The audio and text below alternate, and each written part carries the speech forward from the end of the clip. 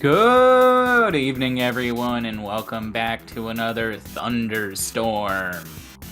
I'm Sliv, and with me is Kaznarius. Find the Lady of the Light, driven mad by the night. That's how you'll reshape destiny. Oh my god, the amount of stuttering in that is painful. But hi, I'm Kaznarius. We've also got the Workshopper. Right. And, as always, everyone's favorite, the nameless guest. You're gonna get a copyright strike for that joke, Kaz. Yeah, They're gonna detect those lyrics, and you're gonna get the strike. I sound exactly like him too. It's crazy. I know. I couldn't even tell it wasn't the song just playing. Yeah, it's kind of crazy that they kept all that stuttering in, but they really wanted an authentic first take. Truly. So, boys, this week, Alan Wake. Game from 2010, developed by Remedy, same guys that made Control. How do you feel about it? First of all, I didn't realize it was the same guys that also made Max Payne until the actor showed up in one scene, which was He's kind of actually funny. in multiple scenes. Yeah. But specifically the TV scene where, like, this is skipping way ahead, but like, it was the weirdest thing where like the TV host is just like, "Oh yeah, do the face," and I'm like, "Wait, what the fuck?" Oh, Okay. that's not the voice actor. That's actually a design or a writer at Remedy who did the face for Max Payne. Yeah. That's Yeah. what I meant. But yeah, holy shit, this does not answer his question. I thought it was all right. Well, we can get into the nitty gritty later, but I thought I wasn't blown away by it, and I wasn't. I didn't hate it. I thought it was neat. A game about a first person shooter about a writer is a very unconventional concept, I guess, for first person shooters back in Third. Yes, 2010. Kaz, the critically acclaimed first-person shooter on par with Call of Duty, Alan Wake. It's third person. Yeah, Get Did I fucked. say Anyway, first person? yeah, you it's said said, first person. Oh wow, twice. pain, maximum pain. I was bored throughout basically the entire experience. This was mostly a gameplay gripe more than anything else, but I was not interested in the shooting mechanics at all. They didn't grab me in any meaningful way. And yeah, I was just bored the majority of the playtime. I tried to skip as many fights as possible by just running to light sources so I wouldn't have to do the combat. It's also what I did. It's very difficult when the combat itself is mediocre and the guns, like, they work, you can aim, you can shoot, but Alan moves like an asshole who hasn't stood up in 10 years. I When mean, it's you gotta not do that. important, you can sprint. But when it's important, it's like, oh, Alan takes 2 steps and he's out of breath. Have fun. Dude, he's a writer in his 40s that's a bit overweight and he's like basically a fucking alcoholic. Yeah, the fact that he But yeah. moves slow makes sense. Yeah, Even if they did that intentionally. I mean, it does lead to a less fun experience, I suppose, but Yeah. I felt like none of my deaths were my fault, and it was the game. They were definitely your fault. They were definitely not my fault. okay, man. Like, when the game is like, oh, Alan can't run right now because I'm saying Alan can't run right now, then it's an issue. It's a problem. Before we dive into gameplay, Pork Chopper, what did you think of Alan Wake? I thought it was all right. Like I thought it had a lot of good parts. My issues with it are basically the same reason why I never played the game until now, which I will have to get into later, but it has to do with the development of the game. But yeah, it was good, but really flawed. Hey, gents, do we want to start with story or do we want to start with gameplay? Because I feel like the conversation's leading to gameplay here. We've already started talking about gameplay, so we might as well continue. And I do want Yeah. to address something that Sliver said. In your thing about Alan not running sometimes, the game clearly has like an invisible stamina meter. It does, yeah. Yeah, you can clearly tell there is a stamina meter. It's just invisible because they want to go as HUDless as possible, I guess. Right. And Um, I noticed that as well. But like, there's times where like I'm able to run and then I don't run for a while. But then Alan does like this stumbly thing after 2 steps. And like he Yeah. can't run, he's like gasping for air. It's like, what is this? Last time I sprinted was like minutes ago. I think to a point, that is the point. yeah. They don't That's want. poor design. They want. They no. They want No. it to be so that combat encounters are something that you can run away from, but they don't want to make it too easy for you. Yeah. If you can go full tilt sprint the entire time, then there would never be an issue with enemies catching up to you. And that would completely remove any semblance of difficulty from encounters. Now, I know that you ran away anyway. It was probably difficult a bunch of times because of the fact that that invisible stamina bar exists. Yeah, the game definitely has a bit of a I guess disempowerment to it. Alan is not supposed to be like a super badass warrior kind of thing. He is a writer that is thrown into something way over his head and is doing surprisingly well for it. So everything in the way he controls actually makes sense. And sometimes when I just tried to run to the end, I did die, and I just went, okay, it'd be better just to fight them because it is a bit too long a run. And it's clearly intentional. They want that to happen. I will say that I find it interesting that both of you chose to play that way because I'm literally the exact opposite. I fought every single encounter. Well, I didn't run from everything. I just if I felt it was possible, I would try to do the run, and a lot of the time I could do it. It was largely just because I did like when I first started playing, I did every combat encounter as I suppose intended, but I got bored because again, I just didn't find the combat fun, so I was just trying to speed things up. I played the game a decade ago. The combat was trash then. The combat is trash now, and was the only reason why I held off on finishing the game again. I didn't like the combat. It's the worst part about the game. When you say that you felt that every death wasn't your fault, can you give an example of a time? All right, so example. Like I enter a room, right? Okay. I explore the room. I'm walking the whole time. I go through this house, like the whole thing. I'm walking the whole time. I'm not using this invisible stamina meter. But then enemies show up. And then I sprint for 2 seconds. Like Alan takes 4 or 5 steps, and then he's out of breath. I'm like, okay, what the fuck is this? My assumption would be that the stamina meter depletes faster in combat than out of combat. That way, there's times I was in combat when I ran a good 10 seconds. Okay. It's like the game chooses what length the stamina bar is depending on the encounter. Potentially. And it could be designed I like don't that. like. It's like, if it's an invisible stamina meter, the invisible stamina meter should be consistent throughout the whole game, not based around, any given fucking second. It was consistent for me. The only time when my stamina seemed like it wasn't was after I got hit, in which case, yeah, your stamina is going to go down. Yeah, that makes sense. Or, after you dodge, I'm assuming that takes stamina.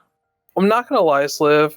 I feel like you were just so intent on skipping things that when you died to it, you hit a weird confirmation bias where you felt like the stamina was a lot lower than it should have been. I'm not sure. I didn't watch you play the game, but I feel like that might be what's happening here. Potentially. There is potential. I'm not going to deny that. Because I Uh, didn't find the sprinting to be too inconsistent. I don't know the exact mechanics behind it. Maybe it is different per encounter because they want you to do encounters a certain way. This is a very narrative focused experience, so I can see them trying to control the player fairly heavily. yeah, like I replayed the game for the narrative, for this, not for the combat. The combat easily the weakest part of the game. It's funny because I also played it years ago, and I remember actually quite liking the gameplay. I'm replaying it now, and I was like, this sucks. I liked this. Probably because games have progressed. That's true. We are talking about this game 12 years later, some bullshit. So before we, I do want to keep talking about the combat system, but there, like, this game was technically impressive in the year 2010. Like, a lot of shit took inspiration from this game. It is a cult classic. You know, things to compare it to are like Gears of War and like I don't know, it was from like sort of an era of third person shooters where yeah, you did just sort of go from place to place getting ammo and killing things. I think that if I were to make a direct comparison to a third person shooter that kind of gets it right, I like to the whole time I was thinking of Resident Evil 4. Cuz that's a game where you also have kind of iffy supplies, but there's the enticement of upgrading your gear throughout the game. And sometimes you only do have like a couple pistol shots, and sometimes your best bet is to run around and scour around. But with that, you have like a persistent upgrade path with different weapons and stuff. In this game, for me as a player who consistently went into every combat encounter and tried to beat every combat encounter, having my items taken away every chapter really began to annoy me. And there were multiple chapters where this just happens halfway through the chapter, where you'll get into a scenario and all the things you collected disappear. While I didn't have the urge to run away from all the fights, I understand entirely why both of you would choose to not engage in them, because why, like, supplies don't matter There's if no incentive. everything is going to disappear. And I think that, like, if because I eventually I do want to ask you the question, like everyone here the question, like Alan Wake 2, how do we improve it? And I think having a persistent upgrade path and like having us actually like care about scrounging and finding secrets would make this gameplay a lot more enticing. No, yeah. Pork Chopper, I felt like you were going to say something. Sorry. No, you should go. I was just gonna say I played the game differently from all of you. It seems like Okay. I think I played it the way the game was intended, where when there was enemies, I would fight them, but when it was super windy, I got the feeling that the enemies were um, infinite like spawns. So whenever I would see wind, I would just run, and then I would get to the next light source, and then they would disappear. No, Um, there are definitely encounters that the game tries to say you should just run from this, yeah, and I would obviously do that. I didn't run from every encounter. I didn't go full sliv. So I think I played more in line with what you were doing, Pork Chopper, where I fought when the game was kind of making it clear it was intended to fight, and ran when it was clear that the game wanted me to run, with Yeah. maybe a bit more trying to cheese with a run than than you would. yeah, that's fair. Sorry, continue. I was gonna say, as far as supplies, I did hate that supplies would get taken away. Mhm. But as someone who like I always spend a lot of time checking every nook and cranny trying to find stuff. I was never running out of supplies. I always had way more than I needed. Agreed. So I was never running out of flares or anything like that. I also was really, I don't want to say smart. I don't want to sound like an asshole, but I tried to be conservative. Like I would wait until they would all get near me before I would chuck a flashbang. That way I could take Yeah. the whole group with one. Oh, certainly. There were several chapters where I was waiting for the magic moment to use the flare gun, and it never came, and my flare gun was taken away.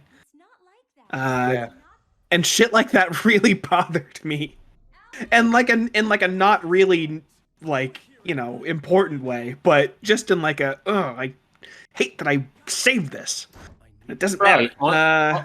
All you got to do is train your Taken together and fire one into the group. Well, yes. Like just run a circle and then you can shoot it right in.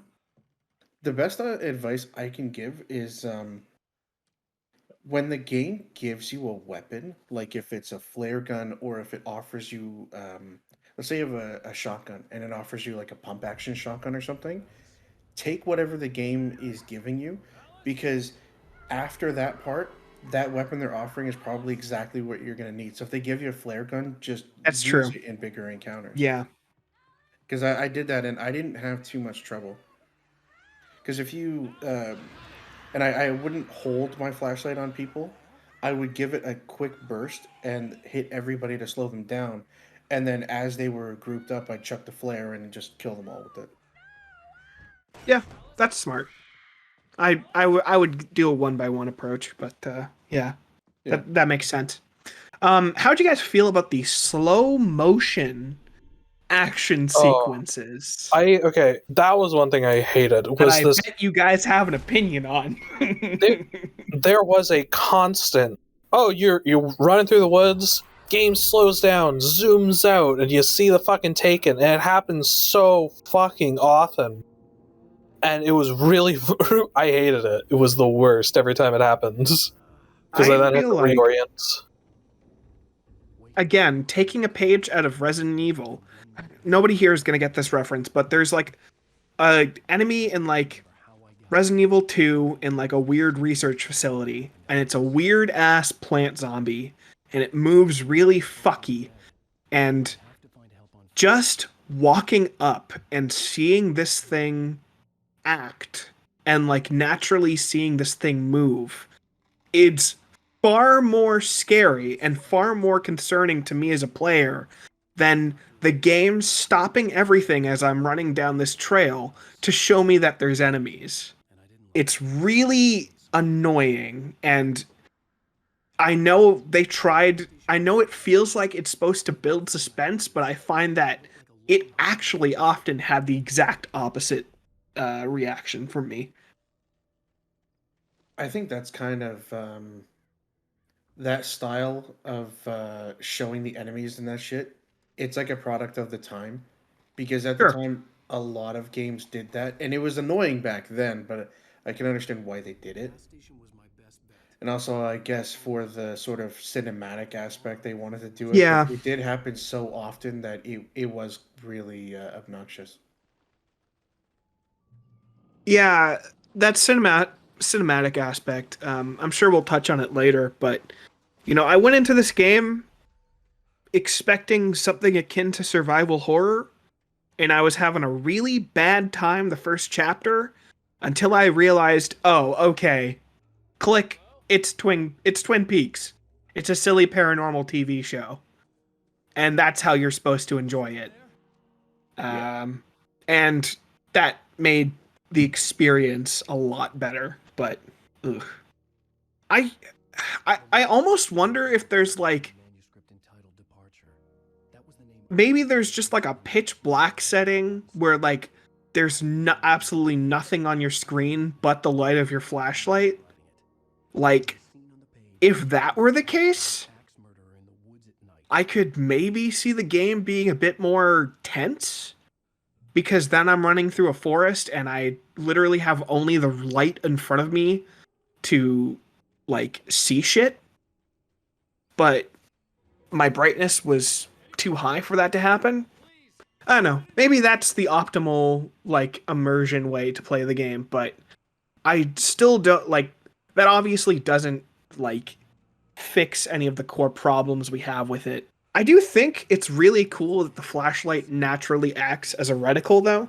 Yeah, I that's really I, cool. I really like make diegetic game elements be part of the HUD instead of like having like a natural like a cursor. It just serves as like a natural gun cursor. I really like that. But yeah, it was so infuriating every time I'd pop a flare and the camera would just spin around me. And I'm like, "No, I need to figure out where I'm walking and you're choosing to do this weird cinematic thing where it spins around me and it runs out of steam fast and it just feels like I don't know, a weird cinematic crutch almost. Combat's got issues. I don't think anyone here is going to say that its combat is like great or good or anything.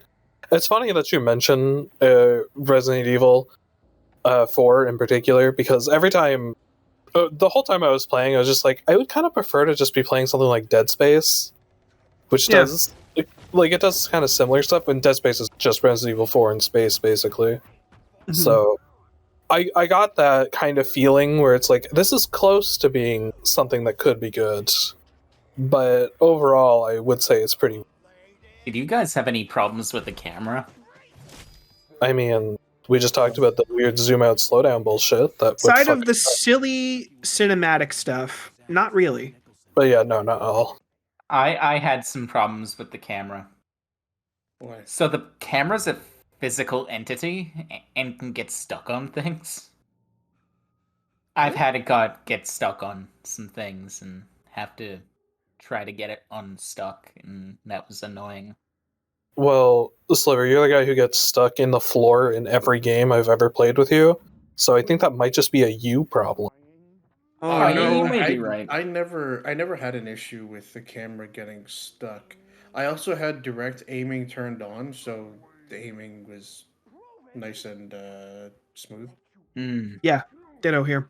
Yeah, I didn't turn any settings on, but aiming was fine for me. Oh, okay. What direct aiming does is, you know how if you move the mouse left and right, your camera doesn't move, but your flashlight does? Okay. Direct aiming makes it so that your flashlight's always in the middle, and Alan will move quicker around as you turn to make it, like, especially for combat, it makes it way easier. Oh, Feel I like that see, I was see. turned on automatically for me. Yeah, for I some didn't reason. turn It that on. was off when I turned on the game, and I had to actually manually turn it on. I guess I should ask, did you play this on PC or Xbox? I played it on PC on the Epic Store. Okay. Okay. Through Steam or sorry, Game Pass? No, Epic Epic. Store. He just said Oh, Epic Store. I'm sorry, I was talking Someone- while you said that. I'm Someone a isn't fucking listening. dumb piece of shit. All right, let's move on to Okay. the story. Go for it. Do you want to move All right. on? You start. Sure, you got it. It's Alan Wake. He goes. He's a big writer, big time, big thriller writer. And him and his wife go to Bright Falls, which looks awful lot like Twin Peaks or like any silly X-Files TV show. Oh, by the way, that is intentional. It was kind of based on Twin Yeah. Peaks. Yeah, no, they literally went to towns based on episodes of that TV show and Yeah. like took notes. So us saying that it's, evocative of those things was entirely intentional. So good job, I guess I can say. You nailed the setting. They also Woot. nailed the product placement. Thanks, Oh, Verizon, yes. Energizer, Microsoft Okay. Sync. Verizon, I never saw the Microsoft Sync one. The Verizon one was pretty bad. Energizer, I get. Yeah. The batteries, the Energizer. I think the advertising is a product of the fact that the game was originally supposed to be open world. And because it takes Yes. place in the real world, the advertising would have made more sense. But in a game like this, where it's like all kind of closed off, some of the things like having a Verizon billboard is a little weird. Alan Wake tries to escape writing life, and a little vacation with his wife, Alice. I believe one of the first notes I saw you take of this game, Sliv, was that Alan Wake is an abusive piece of shit to his wife or something like that. Yeah, from playing through the game again, I also have a note that says Alice is an asshole. So, like, you were talking about that TV section where it's like, oh, Alan's the Mr. Writer Man. He does the interview on TV. And I have a note here Sure. that says, Alice knows Alan is having a tough time and decides the best course of action is to say, hey, bud, better get back to writing. I didn't like that. I agree, actually. I was thinking the exact same thing. That it is actually kind of a dick move for them to go on vacation and her to be like, oh, by the way, typewriter, in case you wanna, because this could be great for your writing. Yeah, No, the same thing. like Like a how'd vacation you is a vacation. It's not for you. yeah, It's like working. fuck right off. Like, listen, the game portrays her as like this very important person in Alan's life and like this source of inspiration and all that. And like he's the most important thing to him in terms of like his writing. He's or she's his muse. But yeah, that just really rubs me the wrong way, man. Like, I feel it's a real toxic relationship, just the way the characters are interacting in flashbacks and stuff. Like, there wasn't a single point where they got along. Well, in their flashbacks, it's mostly during the time in which Alan's in like a clear, like depressive episode. So them having arguments and stuff is kind of to be expected. He's not in a good mental headspace, so it's making the relationship kind of bad. I admit they should have done a better job of making their relationship feel better throughout the game, because I don't feel much from their relationship, but I can forgive most of the scenes it happens in because Alan is not in a good headspace. She talks about getting him a typewriter. They go to Cauldron Lake. The lights turn off, and she's super scared. Everyone stop me if there's something you want to talk about. I'm kind of flying off the seat of my pants remembering these things. You know, Alan at some. Oh yeah, she gets dragged into the lake, and Alan jumps in. Sorry, I guess before this, we're missing the fact that Alan has a nightmare on the ride there. Not really much to say about the nightmare. It's sort of like a tutorial. I did kind of cringe at the line of "I was in a living nightmare." He says something to that effect, and all I could think of was, "Oh, I was in a real life Alan Wake's American Nightmare." Oh, yeah. That, yeah.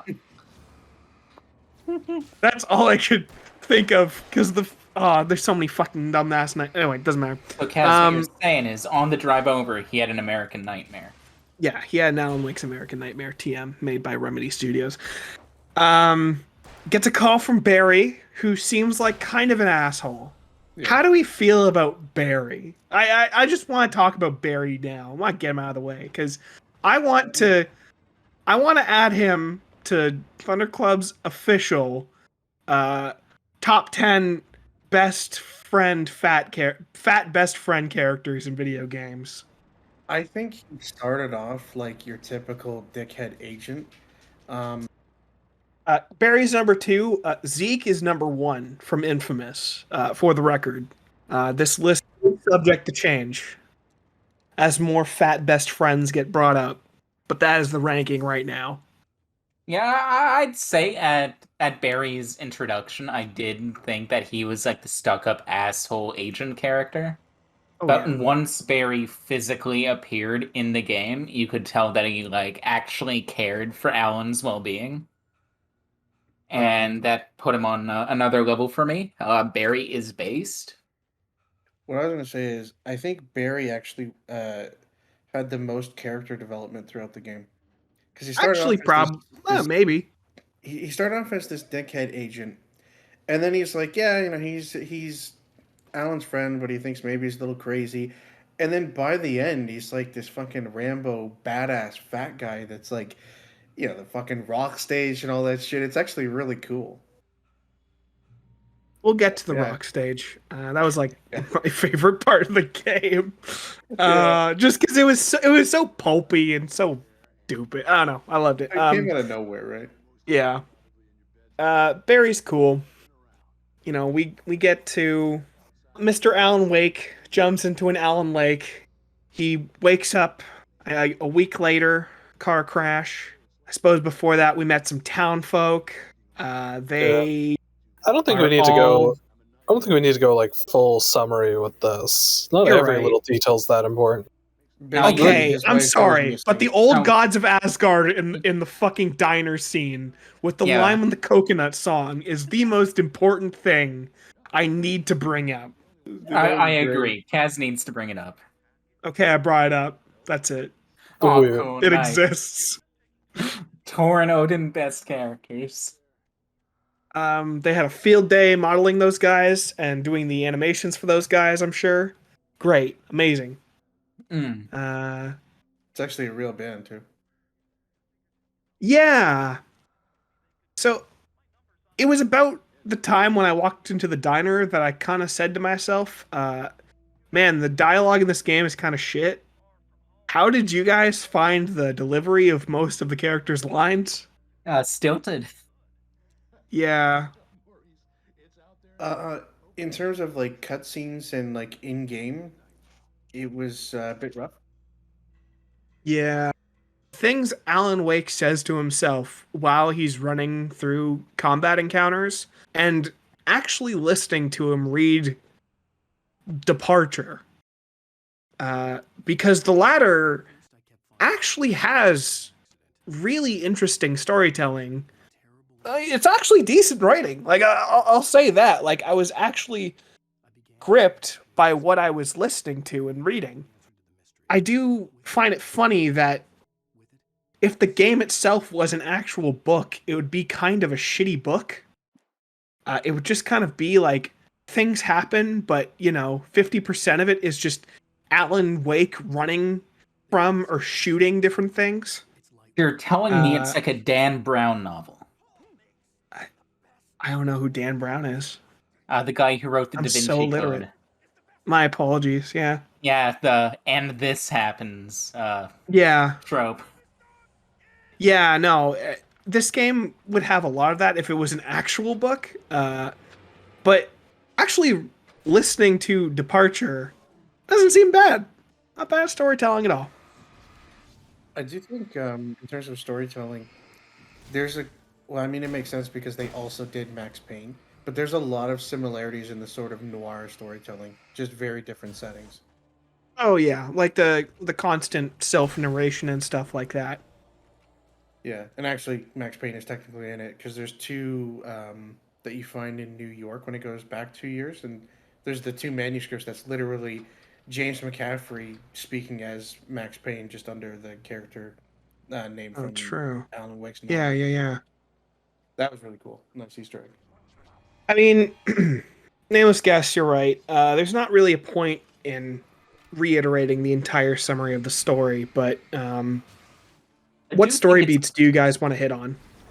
Well, there was a missing cat. That never got Very resolved. I wanted to know what Yeah. happened to the missing cat. I did Yes, not. it happened, my guy. When the fuck did that even happen? I don't know. I have a note here that says "missing cat?" ? I think I saw it on like a telephone pole or something, and I'm like, "Oh, we're gonna learn about the cat." Yeah. No. You mean the missing dog that they found and it had an injured paw? Oh, there was also the dog, but I do have a cat written down here. Great. Were you Congratulations. high when you played the game? He was. Wonderful. Not at this point. Oh, These okay. are my these are my high notes. My sober notes just touch on story beats. Okay. I like my high notes better because I have very ambiguous things and real world questions people would ask, like, why are there no Like? toilets in any of the bathrooms? What? There are toilets. Wait, there were toilets. It's like the toilets in town had toilets, but the restrooms that were outside of town didn't have toilets. They had stalls, but no toilets inside. And I was really upset. Did you go inside the stalls? Yes, I did. Where's a man gonna take a shit if there's no stall door or toilet? What I'm asking is, fucking like, grass. I'm Where would wondering they if the fuck that in? stalls were closed and, No, they were open. There were no doors to the stalls. Alright, Like, they had well- stall walls, but no This is a toilets. Well, wonderful got 'em. conversation. I know, right? Yeah. Very on topic. Alan Wake, the game with sometimes toilets. Great. They were just taken. Just shut up. Nameless guest, what story beats do you want to touch on? Let's start there. I don't really know because okay, so story beats that are definitely have importance are basically just anything that happened at like the beginning and end of a chapter. Yeah. Everything in the middle of chapters are generally unimportant. Basically, everything to do with the kidnapper feels really pointless Oh yeah. in the long run. It's just a reason to throw Alan into the woods so that he can fight off Taken. Yes. Because it doesn't amount to anything. He doesn't have the wife kidnapped. He's just working for some. Who is he working for? Is he working for the doctor? Maybe? I think so. That's what I assumed because it never Yes. completely gets. Yes, he was. Right, I think. Or was he working for the FBI agent? No. The FBI agent, his whole thing never really gets explained. You don't know why he wanted Alan or Yeah. Dick. God, yeah. Well, you had to assume it was because he thought Alan killed his wife. No, he was No. he was 'cause way heading too to angry. prison. There's Yeah, no he way. had way more of a hate boner than that. Yeah, I completely that- forget why the FBI agent hates Alan. It doesn't feel like never they gets explain it. explained. It wasn't Like, resolved. That was kind of a big. The one major plot hole I noticed was that never got explained. Maybe it's in one of the manuscript pages. It's explained. I don't know. It's I like he didn't shows follow up at the end. Oh yeah, you mean at Yeah. Deerfest? At Deerfest. He Yeah. shows up at Deerfest. Well, a lot of people that die show up at Deerfest, so that's not. Yeah, Critically He looked acclaimed like holiday he was dead or Deerfest. something though. At Deerfest, he looks like he's dead or something's wrong with him. Maybe. And what's Nah, with whatever. like the darkness and the Taken? Isn't mass hysteria? Is it possession? Like, what is it? well, Are we no, going to go into what? themes here? I feel like that's a bigger discussion Well- to fry later. Yeah, we can talk about the themes in a bit. The darkness in the pure like story sense, not going into Yeah. what it potentially represents, is basically just some kind of eldritch horror Yep. that is trapped under the magical lake, and it wants out, and it's going to use Alan's story to get out. Like, I did notice that it had some eldritch roots because during the segment where you're inside the rehabilitation facility, the painter, all of his paintings are very ambiguous, like beings of light, beings of darkness, very obvious eldritch abominations. Yeah. Yeah, Sure. that's what the darkness is in like a literal sense. It's just some kind of great evil that's never properly explained. The game doesn't try to explain itself, like it purposely doesn't explain itself, Mhm. and that's because of the Stephen King quote at the beginning. Yeah, because it's inherently uninteresting, I think, to just say, "Oh, it's how it was created" or whatever. Things like that are far more interesting when they're subtle and I don't know, unknown to us, generally speaking. But yeah, you're right. That was a good pick. I didn't even think about that with the Stephen King quote. That's totally true. Yeah, which as soon as you hear that quote, you know that it's not really going to explain everything, Yeah. and that's fine, I guess. So that they were going for. Yeah, I guess just like the briefest thing of the story is this eldritch horror forces Alan to write a story that comes true because artists at this lake, their art becomes real or something. Right. Yes. So yeah, it happened to the guy a long time ago, and Thomas Zane. I'll Yeah, Thomas mention that Zane. Yeah. And Alan escapes this by writing himself an escape, and then he goes on a big rigmarole to find the magical MacGuffin that lets him win. And there's some neat stuff where you learn of an old writer who wrote himself out of the plot, essentially, and then Alan like writes him back in as like a helper character. So you don't know which one wrote the other one first, which is kind of neat. It's not even just that he wrote himself out of the plot. He wrote himself out of existence. Well, yeah, that's what the plot is existence. It's a game. Like, is Alan even real in universe? Or is he just a creation of Thomas Zane? Or is Thomas Zane a creation of Alan? Yeah. Yeah. It's a snake eating its own head. Its own tail, rather. Yeah, it's eating its own head. It's a real Ouroboros. It's got two heads.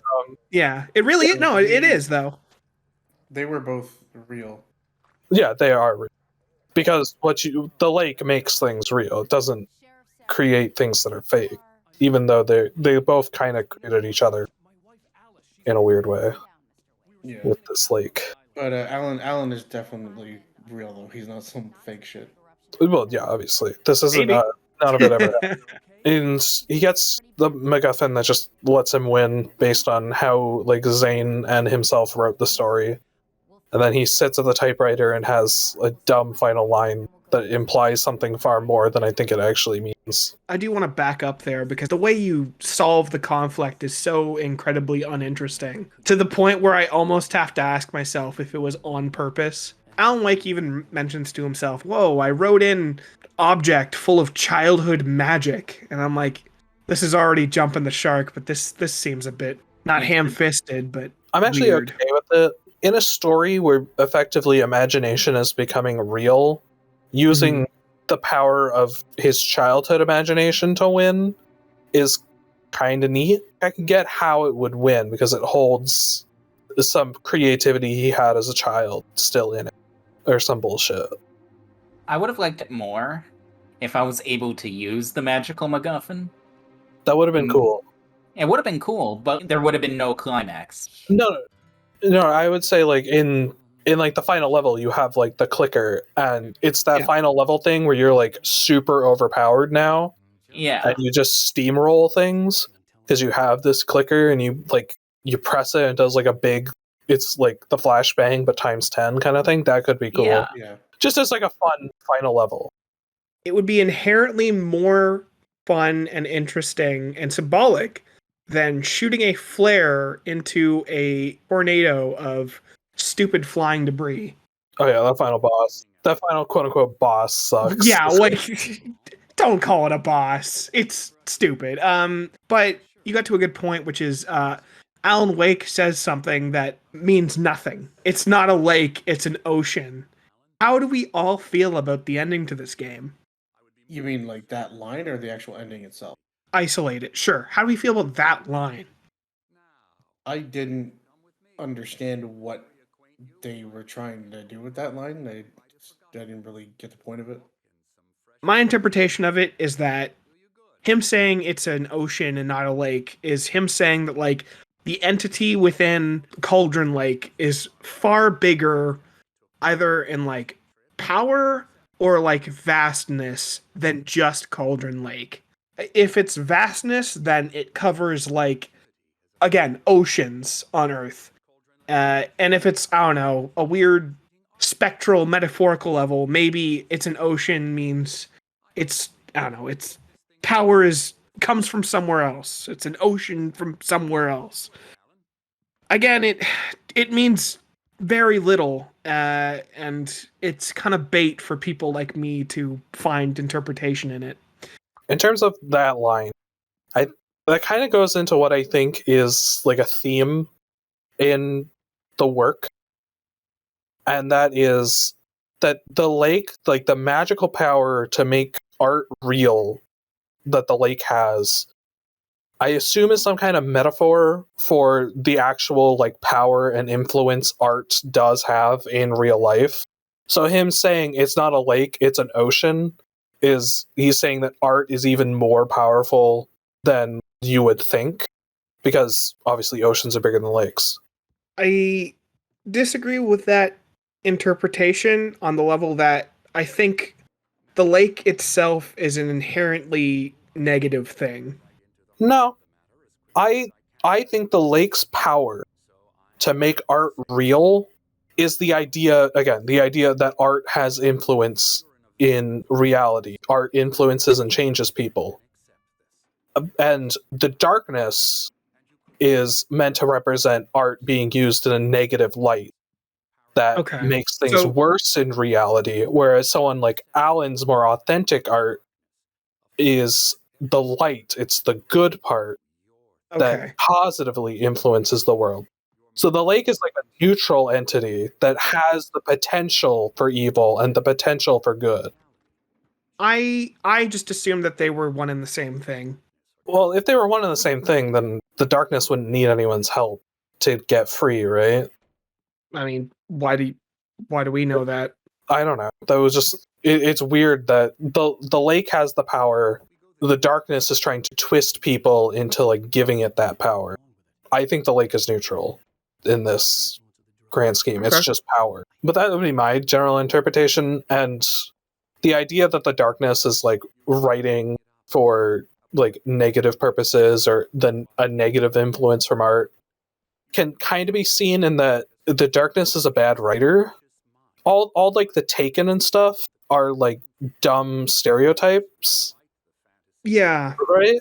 When it possesses the diner girl, the only thing she can say is like "Welcome to the diner. May I take your order?" She just becomes the diner stereotype waitress girl. with no Mhm. personality.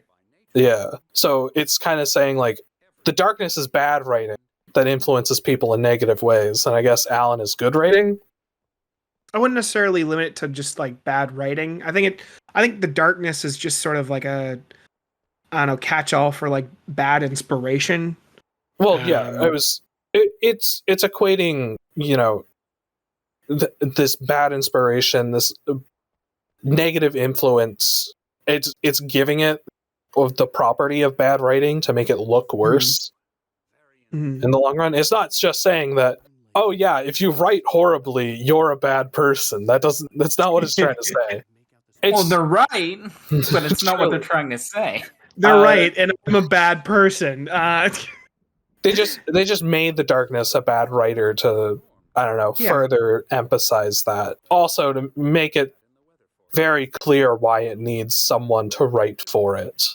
I think the story itself is an analogy for story writing and all the inspirations that all the influences that like a writer has that leads them to write a story. You know, obviously, like you said, there's, you know, that negative inspiration that's represented by the lake, but then there's like all these other things. Like the people in town expect him, like they're constantly like trying to like dig at his ego, saying, "Yeah, you're such a great writer. Can't wait for your next book." His wife expects him to keep writing. Obviously, Barry, his best friend, is at first he's kind of annoying to deal with, but then he sort of like trusts Alan to go on his way. I think in like sort of a broad sense, you kind of already touched on it, but like I feel like the light, its like metaphorical meaning is bringing good ideas or like using good ideas and like putting them into writing. Sure, there's like the obvious combat parallels of like, yeah, you use creativity with your flashlight to kill enemies that spout out stereotypes and all that. But then there's like, oh, there's the scene where you're walking towards the barn and there's all those words on the screen and each of them you shine the light on them and they have a thing pop up. And I think like that's really cool because you know things like telephone pole, like just the words telephone pole, they mean it means very little. Like it's so vague that you can have like a million different interpretations of it. But when like you shine the light on it, you see the telephone pole. It's like dingy, it's aged, it's got all this you know rust on it. It has meaning. It has an actual description. Me saying that isn't me saying, oh, that's the only interpretation. But that's kind of where I thought all this light stuff was going. Now, with that giant interpretation said, I'm curious, did you guys think the light and darkness like had any symbolic meaning, any metaphors or anything like that? Do you think there's any bigger message to all this? There probably is. As to what it actually is, I don't know. I don't blame you for just kind of going along for the ride. All of this is shown in the span of a bunch of Twin Peaks episodes. And again, with that dialogue, it really did make me want to turn off my brain at the beginning. So, like, I totally get that, man. I would say the core message is art is powerful, and the idea of the light and darkness is you have to use that power like well, because you can easily write something that influences people in a really negative way and causes problems in real life. And it's not just writing, because all the artists in the mental hospital have had the power Yeah. have had the power of the lake in some capacity. I think that's kind of what it's getting at. There might be some sub theme of authenticity. Alan's writing, when he does it like for himself and people are just encouraging him to write but not controlling his writing, it's good and it's light. But when the darkness tries to like take control of his writing and twist it to its own ends, that's bad. So authentic art is better than inauthentic. That could be a secondary sub theme I can see going with that. Light and dark, authentic versus inauthentic. It would make sense with the darkness being, really stereotypy and bad. I can definitely say that the art is power with the lake is a definite theme. The rest I'm not entirely sure on. I really love the stupid band in this game. I just think it's really cool that like an actual band made a song that's like an actual banger, Poet and the Muse, and in it is just like a clue to our main character, backstory for what happened to Thomas Zane. I love that song. This is a really bad like transition to music, but and obviously this game really loves using the same tracks over and over. So I can't like say the soundtrack was great. The good songs are the reason this game keeps getting fucking pulled from Steam, actually. There's a lot of licensed music. Exactly. It was a cool thing. I just wanted to make sure that that was said. I'm just glad that on my way up to the church, that Taken told me that omega-3 fatty acids are good for my heart. Exactly, man. And you know It's what? helpful. Like, it's helpful. Like, maybe now you'll go out and eat your omega-3s. All because of Alan Wake. What did you guys think about how do I say this? Like a big problem that I noticed with the game is it constantly spoils you for the rest of the story. If you guys notice that, every time you pick up a Pages, you mean? manuscript, Yeah. yeah, it's like they don't spoil what's about to happen. They spoil something that's going to happen in like an hour. Like if I Yeah. haven't met the FBI agent, why do I need to know his name is Nightingale, and why do I need to know that there is an FBI agent in the story? I should only know that when Alan actually meets him.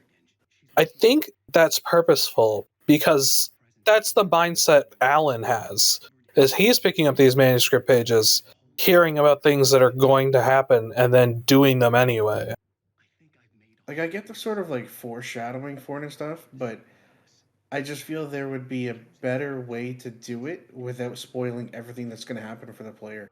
Yeah, there could be a more careful distribution of the manuscript pages. I oftentimes just didn't read them because I eventually got tired of it. They could definitely have carefully distributed them so that they would tell you a little bit, but then cut off at really important points. Mm-hmm. Yeah. One thing I did like was when Nightingale he realized that he remembered what was about to happen because he read the manuscript, and he realized, that sudden realization that he was about to get taken away. That was a really nice touch. It's very pulpy, but now and then there's like little sprinkles of really cool shit in this game. This is again completely off what we're talking about here. There's a scene at like near the end of the game, right at the end of chapter 5 actually, where you're in the well-lit room and Alan says, "All right, I got to go back to the cabin." And the police officer's like, "Okay, let's go with you." And Alan immediately pulls his gun on her. Barry, take her gun. Barry, take her gun. Was that scene jarring to anyone else? Yes. Like, Why was it needed? Like, they've established that the police officer is an ally of Alan. yeah, Like, they know, they believe. Why would they stop Alan from fixing it? I'm so torn. Like, I'm torn on parts of this game because, yeah, on like a metaphorical level, I think that this is good writing to a point. I kind of see what this game is trying to say, but on the script level, there is just shit that happens that is really stupid. I cannot for the life of me understand why Alan immediately pulled a gun on her. It was so dumb. So I'm going to try to defend this, even though I don't really care that much. The page literally says that Alan goes alone to take his leap of faith. So he can't go with the other people. So he does need to get them to just not go with him. Barry would not go with him if he told him to. He's probably not sure if the police officer would do that. Okay. But how about before you pull your gun on her, you say, "No, I read a page that says I have to go alone." I mean... And you just explain the situation properly instead of threatening her fucking life. Kaz, there's no time. You gotta go fast. Right. Of course. No. Stupid. Hear me out. Defund the police. Right. Okay. All cops are yerks. We can all agree. Good. Okay. The ending. The ending. The ending. The ending. Alan rescues Alice.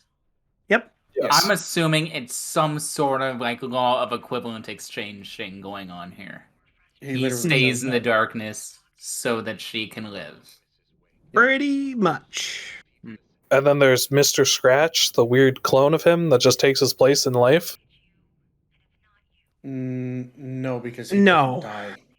DLC 1 and 2 actually explains this. Didn't play them again for this, but DLC 1 and 2 does explain this. It feels... Mr. Scratch is if he dies, but he didn't die. I think... Are you sure? I remember Zane saying he'll take your place. And I just assumed that meant that Mr. Scratch is going to take his place when he stays in the darkness. Oh, no, because at the end, Alice can't find him, right? He's not there. Well, he's not there when she comes out of the lake. Because I'm pretty sure Thomas Zane says Mr. Scratch is going to take over if you die. I think he literally says that. I'm not sure about that. Not sure. Sliver, you played the DLC. What does Mr. Scratch do? It's been 10 years. Okay. Well, never mind. Never mind. Yeah, but the DLC is, from what I can remember, all set in this alternate Bright Falls. Right? Okay. Like, the easiest way I can explain it is that there's the real world that we played in through episodes 1 through 6, and then the DLC takes place in the Upside Down. Okay, what happens? I can't remember. Okay, sweet. From what I know of it, Mr. Scratch puts Mr. Wake through a bunch of weird trials and kind of fucks with him. They come to some kind of resolution, and by the end of it, Alan is still trapped in the darkness, and he writes a book called Return. Which is American Nightmare, from what I understand. Okay. I don't feel the need to go past there, because if I was making this game and I was making a cohesive narrative, I would not leave my final ending to a bunch of DLC episodes. Free DLC episodes. I don't like that. I still don't like it. I know. From what Even if it's free DLC, then you're making people wait months for a conclusive ending. That's silly. Yeah, and it wasn't even conclusive, so... Yes. Well, If my description of it is correct, which I'm not saying it is because I kind of looked it up online, yeah, it's not conclusive. It's just basically nothing changed. He's still in the darkness. Woohoo!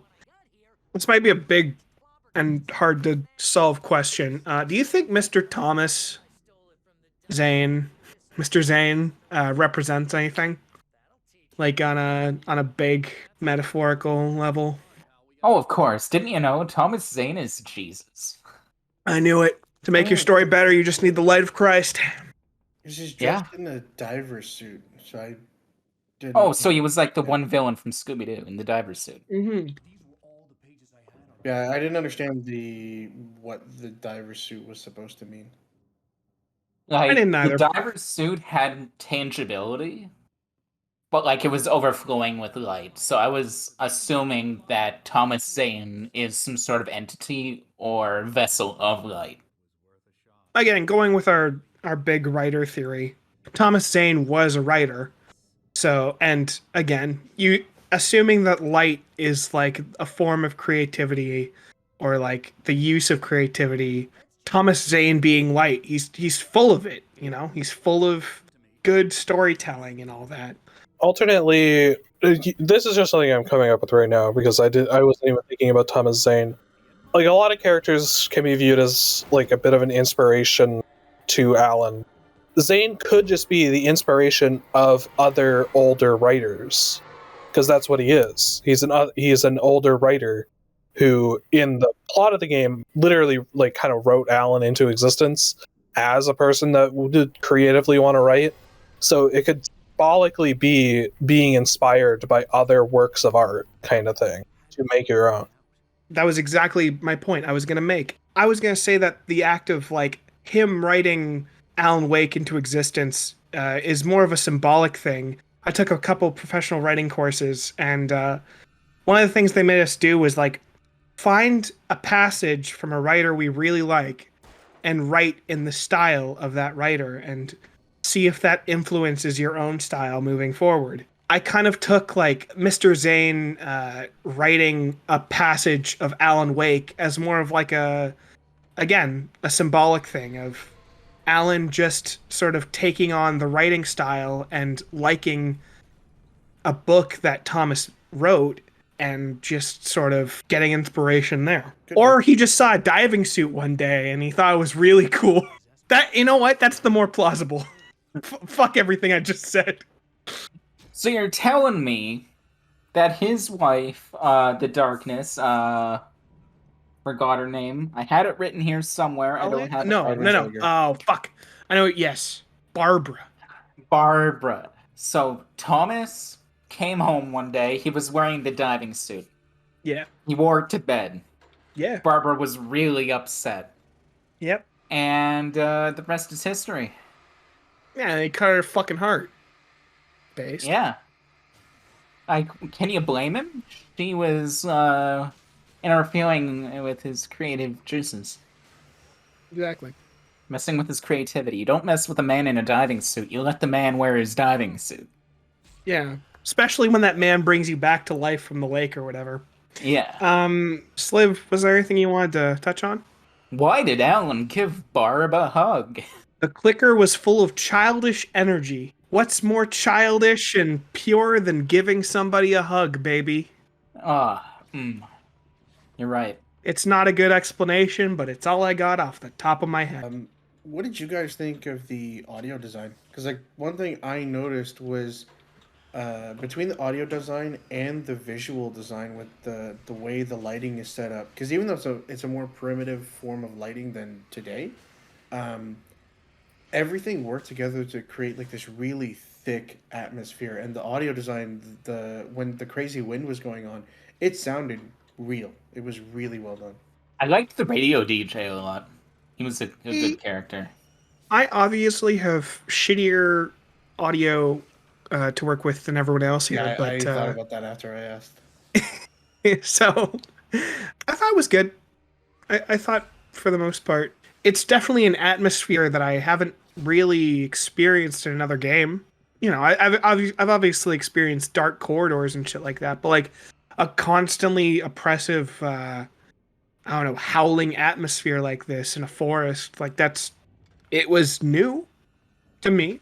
So like that was cool. And yeah, God, we're completely skipping the Night Falls episodes. Did anyone watch any of those? I watched like half of one of the episodes and like, you know what? Each episode's probably like 5 minutes long. I'm not gonna watch many Twilight Zone episodes right now. That's fair. I watched one myself. I watched most of the ones that I came across. Any thoughts? Good, bad? It depends on the episode. Like some of them were kind of interesting. Other ones were just kind of, it's something that's there to watch. I guess kind of breaks up the action. Nameless guest. I'm guessing you didn't watch any of them. No, I actually didn't know they were like a full episode thing. I expected them to play like the opening and a little bit and turn off, so I didn't even bother to watch. Some of them were like 2, 3, 4 minutes long. It went on Yeah. for a while. Yeah. I feel like with Alan Wake 2 on the horizon, gentlemen, how do we improve this game? What do you want to see in a sequel? Better combat. I would like to see the game that I was originally promised in 2006. Can you expand on that? So, when Alan Wake was first announced, it was a really innovative open world sort of horror game. And one of the things that was cool about it is they had a real time physics engine that was unlike anything that we had seen in games. I think you can actually still watch the tech demos, but basically, the tornado that you see at the end of the game? Sure. Imagine you're going through an open world like this and tornadoes actually rip apart buildings, like just dynamically, and it looks real. Or they have a tech demo of a gas station explosion that actually blows apart in like a million little pieces and it looks just like it would happen in real life. The Huh. game was supposed to have weather and destruction that was all powered by physics, and the reason we didn't get any of that or the open world is because Xbox was publishing the game and it had to be able to run on the 360, and the 360 couldn't handle it. So the game got completely changed, which is why we have the big open driving levels. Is because those sections were part of the open world that they had to basically cut apart and create levels out of. And that's one of the reasons why I never played it, because I was really hyped for the original game, and when they cut it up, I was just kind of like this isn't what I wanted. So I skipped it until we decided to play it now. But for Alan Wake 2, I would like them to go back to that and actually make this big open world game like they were trying to do. I think that would be very good, but I Yeah. think some changes in game development have to happen for that to be able to happen again. Like games aren't really built on their physics engines anymore, which is a huge disappointment. I remember games that I was playing when I was like 10 years ago where you could interact with things. You could throw things and it would affect the environment around it.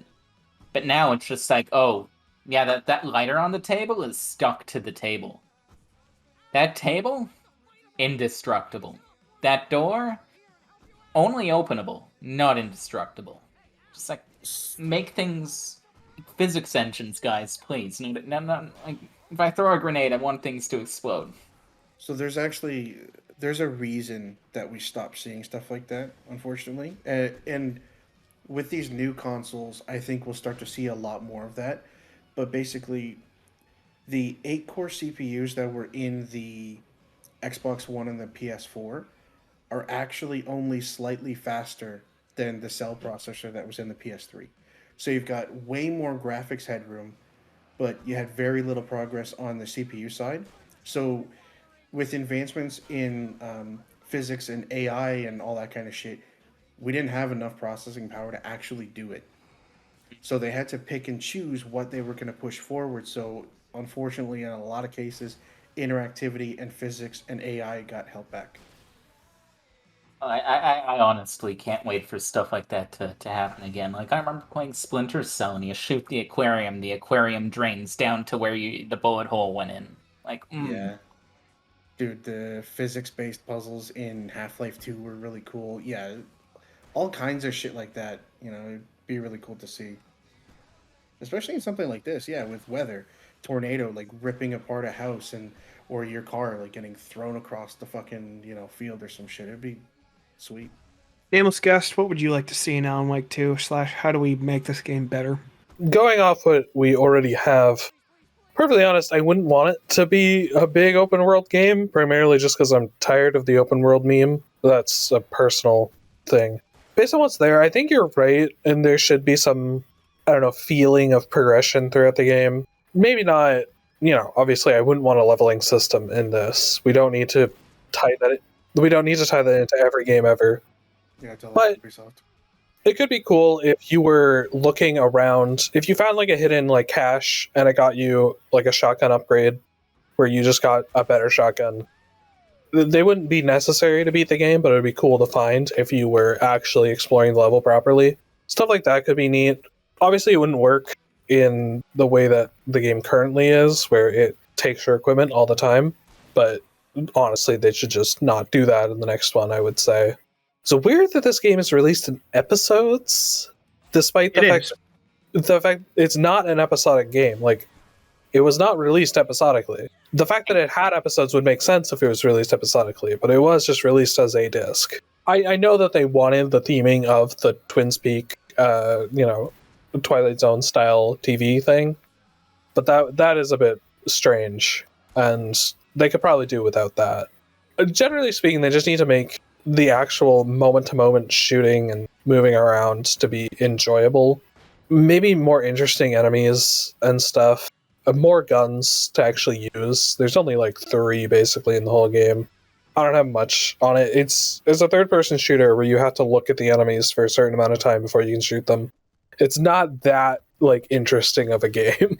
So they could do pretty much anything with it. As far as the episodes go, yeah, they really did it to kind of model it after TV shows. And you can tell because the year this game came out, they actually came out with a TV show for it called Bright Falls. It was like a mini series with multiple episodes. Oh. I think it was live action too. Go figure. Huh. Yeah, the actor that, not the voice of Alan Wake, but I think, because there's one person who did the voice and I think one person who did the face, and the guy who had his face, he actually played Alan Wake in the show, I believe. I've already said how I think I'd improve combat, but I could go either way with open world or linear again. I think linear was fine, but it would also be interesting to see them go back to open world, because if what you say is correct and the passion was for that kind of game, then yeah, I'd love to see their full vision of that, if that's possible. Well, and I should probably say this was 2006, so this was before open worlds all started copying Assassin's Creed. True. So it would have been a very different type of open world. Yeah. Is the kind of open world where Alan Wake can drive his Lincoln Continental while using his Verizon-sponsored Microsoft Sync MP3 player up a mountain? Yes. Okay. Both ways, backwards. Both ways. In the snow. Yes. In the snow. Hey, gents. I think it's time we wrap this up. Put a little bow on it. Yeah. Gaznarius, with me has been Sliv. Ayo. And the Pork Chopper. See you later. And the Nameless Guest. So yeah. And remember, everybody, it's not an Allen Lake. It's an Allen Ocean. See you later, everybody. Fuck you.